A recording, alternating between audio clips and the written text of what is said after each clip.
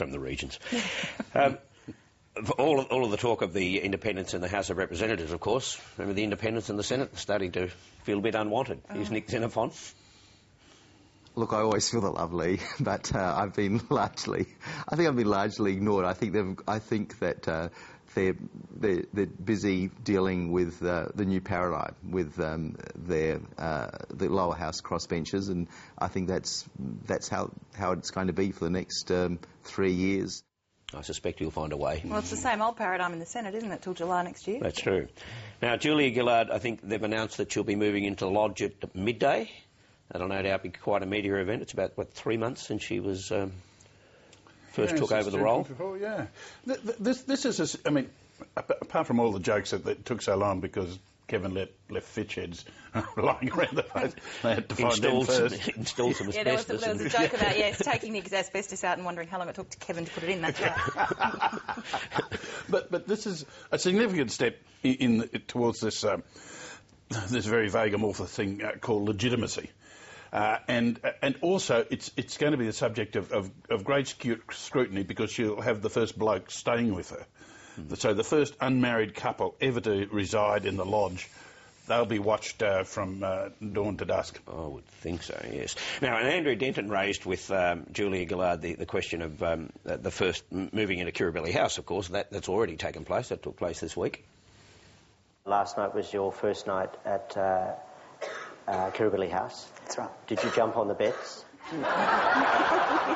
No. No, we didn't.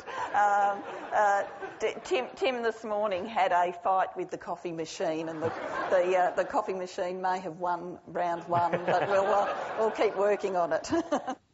OK, final observation? Yeah, I thought it was interesting that Tony Windsor in that interview this week said that he's sounding like he's doubting that the Parliament will last 3 years after all.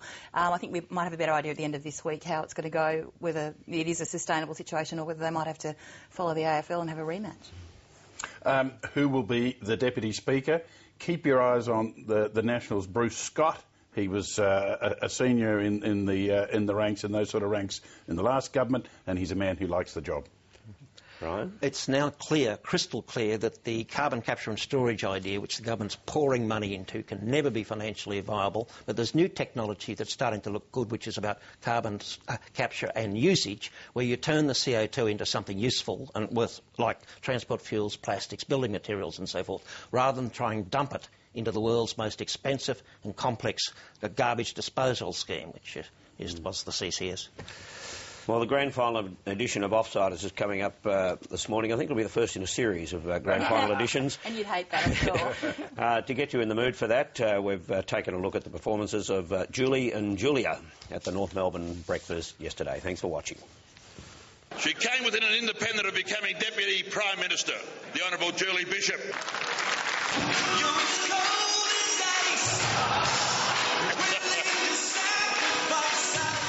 Ladies and gentlemen, the Prime Minister, the Honourable Julia Gillard.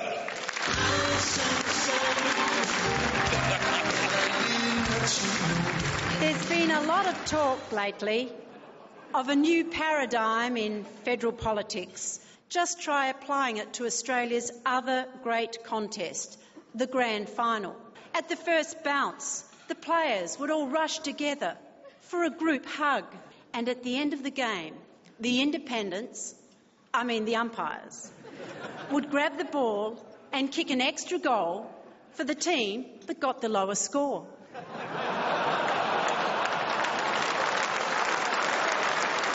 Even Tony Abbott reckons the umpire's a crook. He's been saying we was robbed for weeks now. One thing I know is this. Please, we cannot have a draw. Our nation just couldn't bear it. Australians deserve a result today.